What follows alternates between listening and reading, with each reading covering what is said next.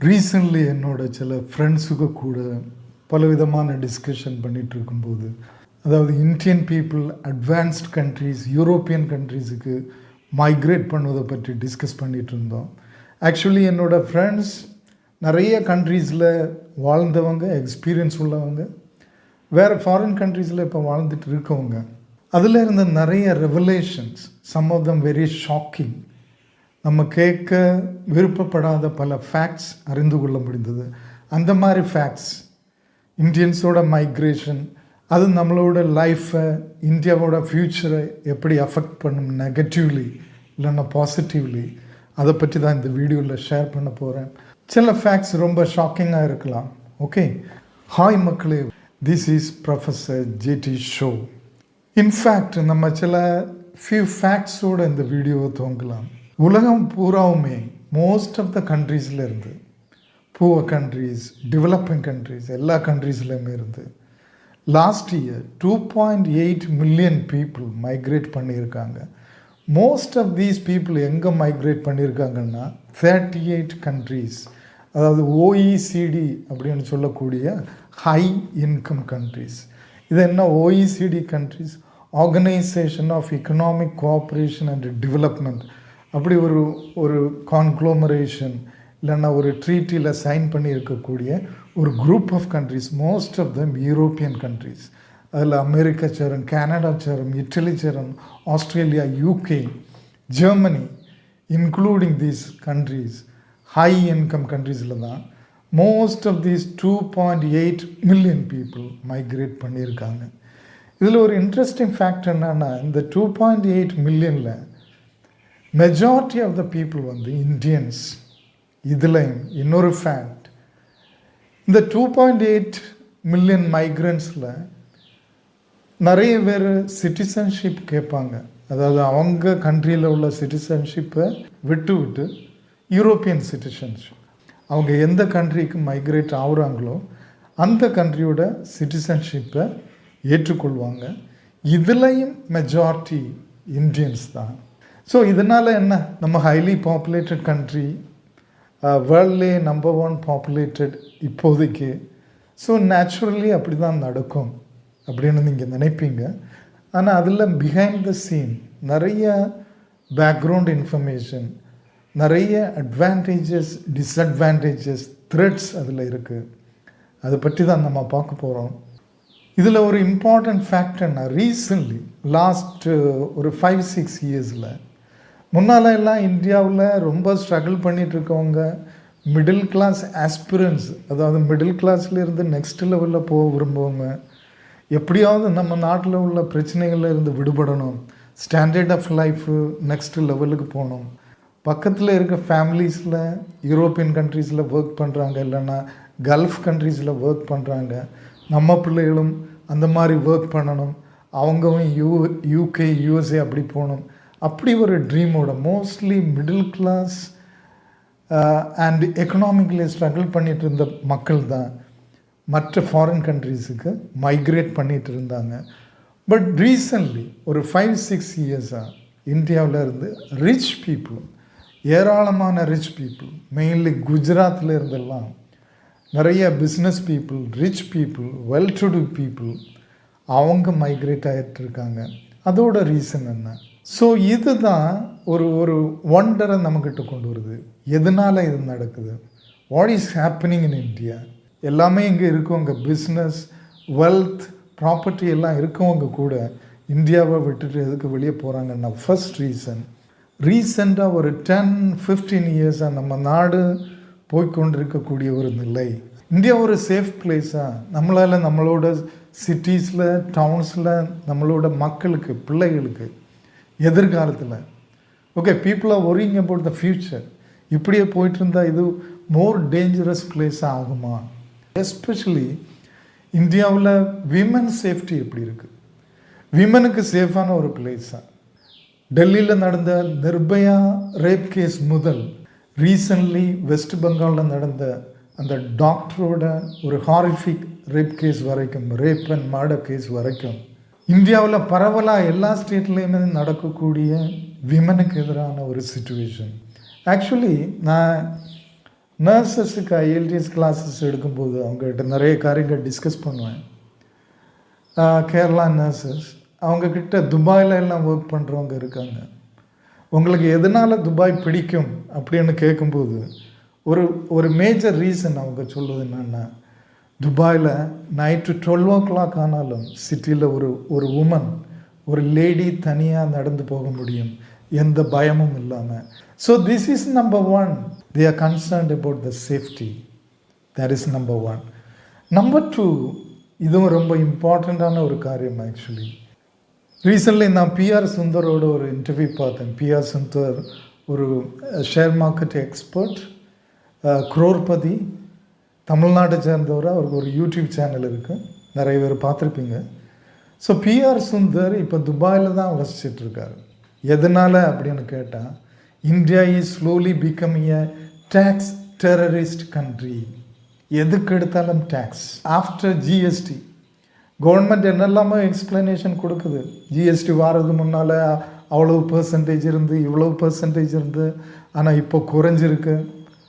ஆனால் நம்மளால் அப்படி ஃபீல் பண்ண முடியல. Common people what we are feeling, ஒரு காலத்தில் நம்ம முடிவெட்டதுக்கெல்லாம் டேக்ஸ் கொடுக்கல, ஒரு சின்ன ஹோட்டலில் போய் சாப்பிட்றதுக்கு டேக்ஸ் கொடுக்கல. Each and every thing, small industries, small business, சின்ன பிஸ்னஸை கூட டேக்ஸ், அதுவும் high rate of tax. Okay, 18%, 28%. Even basic நெசசிட்டிக்கு உள்ள சில காரியங்கள் கூட அந்த லெவல் ஆஃப் டேக்ஸ். இதில் நமக்கு இன்டைரக்ட் டேக்ஸ் நிறைய இருக்குது இந்தியாவை பொறுத்த வரைக்கும். நம்ம உண்மையிலே ஒரு பொருள் வாங்கும்போது, ஃபார் எக்ஸாம்பிள் நீங்கள் கடையில் இருந்து ஒரு பொருள் வாங்குறீங்க, அந்த பொருளுக்கு 28% டேக்ஸ் அப்படின்னு நீங்கள் நினைக்கிறீங்க. ஆக்சுவலி அது 28% கிடையாது. ஃபார் எக்ஸாம்பிள் நீங்கள் உங்கள் ஹார்ட் ஏர்ன்டு மணி, உங்கள் சேலரிக்கு நீங்கள் டேக்ஸ் கட்டுறீங்க. சில மிடில் கிளாஸ் பீப்புள் ஆக்சுவலி இப்படி சொல்லுவாங்க, புவர் பீப்புளுக்கு எதுக்கு கவர்மெண்ட் இவ்வளவு ஃப்ரீ ஃபெசிலிட்டிஸ் கொடுக்கணும், நாங்கள் தானே டேக்ஸ் கட்டிகிட்டு இருக்கோம், சேலரிடி பீப்புள், எங்கள் சேலரியிலேருந்து தானே டேக்ஸ் வாங்குகிறாங்க, இந்த புவர் பீப்புள் டேக்ஸ் கட்டுறது இல்லையே. There is a farce. அது ஒரு மிஸ்இன்ஃபர்மேஷன். ஆக்சுவலி இந்தியாவில் உள்ள பெக்கர் முதல், 0 இன்கம் உள்ள ஒரு ஆள் முதல் அம்பானி அதானி வரைக்கும் எல்லாருமே சேம் டைப் ஆஃப் டேக்ஸ் தான் கட்டிகிட்ருக்காங்க. Actually middle class and poor people கூடுதல் டேக்ஸ் கட்டிகிட்ருக்காங்க. அது எப்படி அப்படின்னு நீங்கள் கேட்டால், நீங்கள் வாங்கக்கூடிய ஒவ்வொரு காரியத்துக்கும், கமாடிட்டிக்கும் டைரக்ட்லி ஒரு இன்டைரக்ட்லி டேக்ஸ் கட்டி தான். நம்ம 20 ரூபீஸுக்கு வாங்கக்கூடிய ஒரு டூத் ப்ரஷ், இல்லைன்னா ஒரு டூத் பவுடர், இல்லைன்னா ஒரு சோப், அதுக்கு ஒருவேளை 18 ரூபீஸ் தான் அதோட ஆக்சுவல் சார்ஜாக இருக்கும். 2 ரூபீஸ் நம்ம டேக்ஸாக கட்டுவோம். Every person pays equal tax. அதுபோல் நம்ம ரோடு டேக்ஸ் கட்டுவோம். ஒரு வெஹிக்கிள் வாங்கும்போது, ஒரு பைக் வாங்கும்போது, ஒரு கார் வாங்கும்போது லைஃப் ரோடு டேக்ஸாக்கும் அவங்க வாங்குவது. ஆக்சுவலி ரோடு டேக்ஸ் கட்டுவோம். அதுக்கு முன்னாலே அந்த கார் கம்பெனி இல்லைன்னா பைக் கம்பெனி 18%, 28% டேக்ஸ் கவர்மெண்ட்டுக்கு கட்டியிருப்பாங்க. ஆக்சுவலி அது கம்பெனி இல்லை கட்டுவது, அதுக்குன்னு நம்ம தான் பே பண்ணோம். ஓகே, நம்ம ஒரு வெஹிக்கிள் வாங்கும்போது அந்த வெஹிக்கிளுக்கான டேக்ஸும் நம்ம கவர்மெண்ட்டுக்கு பே பண்ணுவோம். Road tax, life road tax நம்ம கவர்மெண்ட்டுக்கு பே பண்ணுவோம்.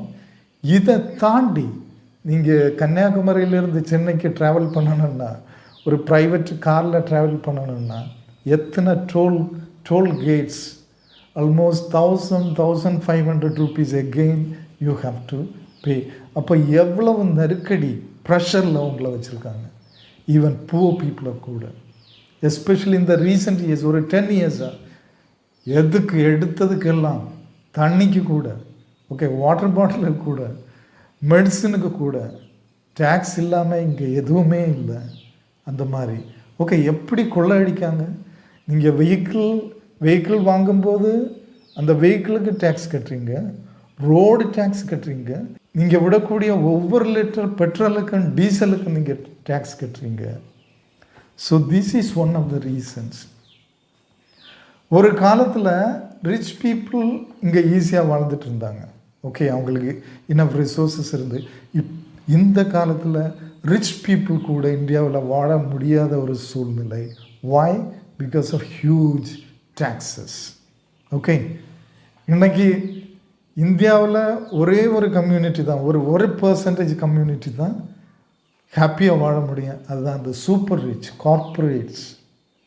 லாஸ்ட் 10-15 இயர்ஸாக கார்ப்பரேட்ஸுக்கு தான் எல்லா பெனிஃபிட்ஸும், எல்லா டேக்ஸ் கட்டும், அவங்க லோன் வேவர் எல்லாமே கார்ப்பரேட்ஸுக்கு தான் நடந்துட்டுருக்கு. நான் இதன் மூலம் எந்த கவர்மெண்ட்டையும் கிரிட்டிசைஸ் பண்ணலை. So this is the reality, the fact. India இன்றைக்கி இந்த லெவலுக்கு டெவலப் இல்லாமல் இருக்கணும்னா இதுவரைக்கும் ஆண்ட எல்லாருமே அது அக்கௌண்டபிளாக இருக்கணும். டெவலப் இல்லாமல் இருக்கோ டெவலப்பாக இருக்கோ எந்த ஸ்டேஜில் இருந்தாலும் இதுவரைக்கும் ஆண்ட எல்லாரும் அது அக்கௌண்டபிள் தான். Okay, I am not criticizing any particular government or leader or something, but this is the fact. இன்னைக்கு இதுதான் நடந்துட்டுருக்கு. that is one thing. இன்னைக்கு சூப்பர் ரிச்சுக்கு மட்டும்தான் இந்தியாவில் சுமூகமாக வாழ முடியும். மற்றவங்க எல்லாருமே ஈவன் ரிச் பீப்புள் கூட அவங்களால பழையது மாதிரி ஈஸியாக வாழ முடியாது. ஸோ நம்பர் 3, இந்த டேக்ஸ் டெரரிசம் மட்டும் இல்லை, even middle class and poor people நம்பி இருந்த ஃபிக்ஸட் டிபாசிட், ஆர்டி, அந்த மாதிரி உள்ள சேவிங்ஸ் ஸ்கீம்ஸில் உள்ள பெனிஃபிட்டை எல்லாமே ஒன்றும் இல்லாமல் ஆக்குனாங்க. இன்ட்ரெஸ்ட் ரேட்டை குறைச்சிருக்காங்க. Okay, that is another factor. உங்களுக்கு எங்கேயுமே இன்வெஸ்ட் பண்ண முடியாது, ரியல் எஸ்டேட்டில் இன்வெஸ்ட் பண்ண முடியாது. Real estate is down. Okay, fixed டெபாசிட்லேயோ ஆர்டிலேருந்து இங்கே இன்வெஸ்ட் பண்ணால் அதுக்கு தேவையான ரிட்டர்ன்ஸ் உங்களுக்கு கிடைக்காது. ஸோ நீங்கள் ஏர்ன் பண்ணக்கூடிய மணி எல்லாம் கிரெடிட்லையும் லோன்லையும் டேக்ஸ்லையுமா போயிட்டே இருக்கும். Okay, this is the scenario. This is another reason. அதான் பிஆர் சுந்தர் சொல்கிறாரு, நிறைய ரிச் பீப்புள் இப்போது ஆக்சுவலி துபாயில் ரியல் எஸ்டேட்டில் இன்வெஸ்ட் பண்ணிகிட்ருக்காங்க. துபாயில் பில்டிங் வாங்குகிறாங்க. துபாயில் பில்டிங் வாங்குறது சென்னையில் இல்லைன்னா கொல்கட்டாவில் பில்டிங் வாங்குறதுக்கு ஆல்மோஸ்ட் சேம் தான். இப்போது இதே அமௌண்ட்டில் துபாயிலையும் பில்டிங் வாங்கலாம். That is one thing. துபாயில் இன்வெஸ்ட் பண்ணால் பில்டிங் வாங்கினா அங்கே ஹியூஜ் ரிட்டர்ன்ஸ் கிடைக்கும். ஓகே, அங்கே கிடைக்கக்கூடிய ரெண்ட் ரொம்ப ஹையாக இருக்கும். That is number 1. 5-6 years 10 years down the line நீங்கள் அதை செல் பண்ணால் பல மடங்கு ரிட்டர்ன்ஸ் உங்களுக்கு கிடைக்கும். So people are even rich people are investing abroad. Investment மட்டும் இல்லை, நிறைய பேர் துபாயிலே போய் தங்குறாங்க.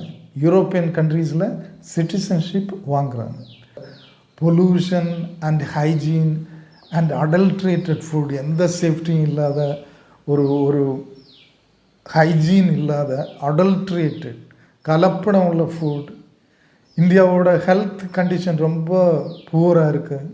90s நம்ம பார்த்த நிறைய ஸ்மால் பிஸ்னஸ், 90s இருந்த யங்ஸ்டர்ஸ் நிறைய ஓனாக ஸ்மால் பிஸ்னஸ் பண்ணி அவங்க ஓன் லெக்கில் இருந்தாங்க. இன்றைக்கி அது very difficult. Okay, small business எல்லாம் பண்ணி ஜெயிப்பது ரொம்ப கஷ்டமாக இருக்குது, க்ரஷ் பண்ணப்படுறாங்க. Okay, so slowly India is becoming a country. இங்கே வாழ்வதே ரொம்ப கஷ்டமானது. சேஃப்டி சாக்ரிஃபைஸ் பண்ண வேண்டியிருக்கு, ஹெல்த்து சாக்ரிஃபைஸ் பண்ண வேண்டியிருக்கு. நமக்கு ஏர்னிங்ஸ், ஜாப் ஆப்பர்ச்சுனிட்டி ரொம்ப கம்மியாக இருக்குது, பிஸ்னஸ் பண்ண முடியல. So these are some of the major reasons Indians are fleeing away from India. Okay, யாருக்கெல்லாம் சான்ஸ் இருக்கோ ஓடி போயிட்டு இருக்காங்க. ஸோ இதனால் இந்தியா ரொம்ப மோசமான கண்ட்ரியாக, ஃபாரின் கண்ட்ரிஸ் எல்லாம் ஜம் ஆஃப் த பிளேஸா அப்படின்னு கேட்டால் அதுதான் இல்லை. இதில் நிறைய நெகட்டிவ்ஸ் இருக்குது. ஒரு காலத்தில் காட்ஸ் ஓன் கண்ட்ரின்னு சொல்லப்பட்ட கேரளா இன்றைக்கி ஈக்கனாமிக்கலி ஸ்ட்ரகிள் ஆகிட்டுருக்கு. அதுக்கு main reason most of the youngsters European கண்ட்ரிஸை நோக்கி ஓடிட்டுருக்காங்க. இதில் ஒரு இம்பார்ட்டண்ட் ஃபேக்ட் நீங்கள் பார்க்கணும். எது வரைக்கும் இந்தியன்ஸும் கேரளா பீப்புளும் கல்ஃப் கண்ட்ரியை டிபெண்ட் பண்ணி இருந்தாங்களோ இந்தியாவுக்கு பணம் வந்துகிட்டே இருந்தது. பிகாஸ் கல்ஃப் கண்ட்ரீஸ் இந்தியன்ஸ் பணத்தை அவங்க நாட்டுக்கு எடுத்துகிட்டு போக அலோவ் பண்ணாங்க. அங்கே செலவு பண்ண வேண்டிய அவசியம் இல்லை. Bulk of the amount came to India, especially Kerala. Kerala அதனால தான் ஃப்ளரிஷ் ஆச்சு ஒரு காலத்தில். Okay, actually Gulf countries citizenship கொடுக்காததுனால கண்டிப்பாக எல்லாருமே திரும்ப தான் வரணும். அவங்க இன்வெஸ்ட்மெண்ட்டை எல்லாம் நம்ம தாய்நாட்டிலே பண்ணாங்க. குட்டி ஜப்பானாக மாறிச்சு கேரளாவில் ஒரு டைமில். ஓகே, அது எப்போ ஷிஃப்ட் ஆச்சு? கல்ஃப் கண்ட்ரீஸில் உள்ள ஜாப் ஆப்பர்ச்சுனிட்டிஸ் கொஞ்சம் டவுன் ஆச்சு. அவங்க இண்டிஜினியஸ் பீப்புளை ஜாபில் வைக்க துவங்கினாங்க. எக்கனாமிக் க்ரைசிஸும் ஒரு ரீசனாக இருந்தது. And Kerala people actually dream towards the European countries. European கண்ட்ரீஸுக்கு போகிறது நல்லதான், போகிறவங்களுக்கு நல்லது. ஓகே, அவங்க என்ன சொல்கிறாங்கன்னா, they have safety, they have higher standard of life, okay, they have security, they have good hygiene, health and everything.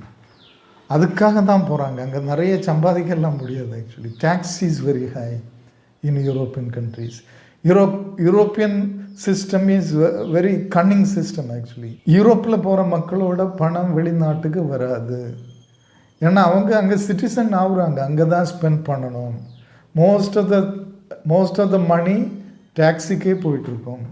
Okay, அவங்க தாய்நாட்டுக்கு அனுப்ப முடியாது. எப்போ கேரளா பீப்புளும் இந்தியன்ஸும் யூரோப்பியன் கண்ட்ரீஸை சூஸ் பண்ணாங்களோ ஃபாரின் எக்ஸ்சேஞ்ச் கம்ப்ளீட்லி ஸ்டாப் ஆச்சு. ஃபாரின் மணி நமக்கு வாரது ஸ்டாப் ஆகி போச்சு. So that is a dangerous condition. இன்றைக்கி கேரளா இதே லெவலில் போயிட்டு இருந்தால் இன் 10-20 இயர்ஸ் கேரளாவில் உள்ள பீப்புள் 80% ஆஃப் பீப்புள் ஓல்டு பீப்புளாக தான் இருப்பாங்க. யங்ஸ்டர்ஸ் யாருமே அங்கே இருக்க மாட்டாங்க. நார்த் இந்தியன்ஸ் இங்கே வந்து ஒர்க் பண்ணிட்டு இருப்பாங்க. Kerala is facing economic trouble. அங்கே வேறு எந்த டெவலப்மெண்ட்டும் கிடையாது. வெளிநாட்டுக்கு போகிற மக்கள் இங்கே இன்வெஸ்ட் பண்ணலை, பிஸ்னஸ் டெவலப்மெண்ட்டு கிடையாது. So Kerala is struggling. Okay, so this is a major thread for India. ஒன்று, இந்தியன் யூத், அவங்க ஒர்க் ஃபோர்ஸ். இந்தியாவில் ஒரு 10-20 இயர்ஸ் கூட 15 இயர்ஸ் கூட தான் யூத் பாப்புலேஷன் ஹையாக இருக்கும். அது தாண்டினா இதே யூத் ஏஜ்டாக துவங்குவாங்க. நெக்ஸ்ட் ஜென்ரேஷனை பாப்புலேஷன் கம்மி ஆகுது. So population of old people increase ஆக போகுது after 15 years. So that is not a good news. Okay, இந்தியாவில் ப்ரொடக்டிவிட்டி கம்மியாகும். எப்படி கேரளாவில் நடக்குதோ அது இந்தியா ஃபுல்லாகவும் நடக்கும்.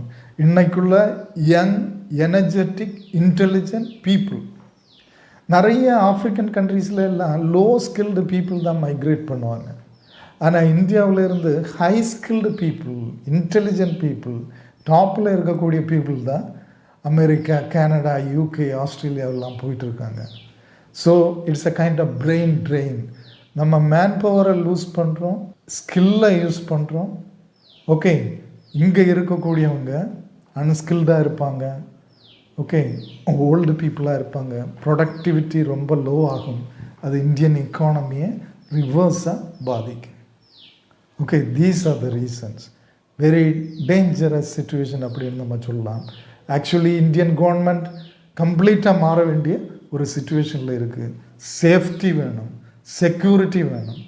இந்தியாவில் பே பண்ணக்கூடிய டேக்ஸுக்கு ரிட்டர்ன்ஸ் வேணும், நல்ல ரோட்ஸ் வேணும், நல்ல ட்ரிங்கிங் வாட்டர் வேணும், நல்ல எஜுகேஷன் சிஸ்டம் வேணும், நல்ல ஹெல்த் கேர் சிஸ்டம் வேணும்.